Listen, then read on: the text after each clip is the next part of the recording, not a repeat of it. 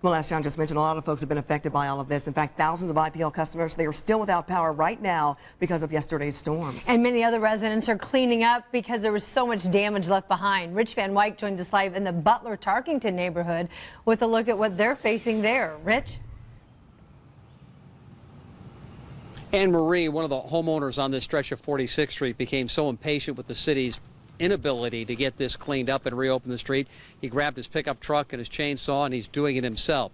The biggest cleanup underway involves restoring power to IPL customers. At the height of this storm, 27,000 customers without electricity. That number's now down below 6,000, but IPL says many of those people will be spending another night in the dark.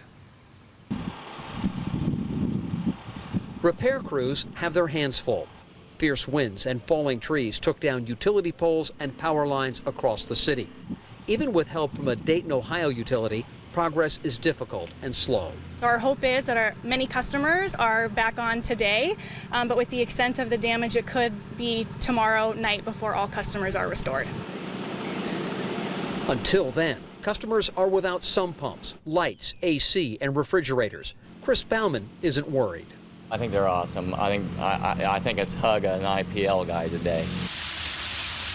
One storm cell after another hammered Indianapolis with 60-plus mile-an-hour winds, several inches of rain, and in some places hail. The entire roof flew off this senior citizens apartment building. Brian McDaniel called it a wild sight. And the roof went straight up. It's like the whole roof went flat, straight up, and then as it started coming down, it just like wrinkled and fell right beside it. Incredibly, no one was hurt.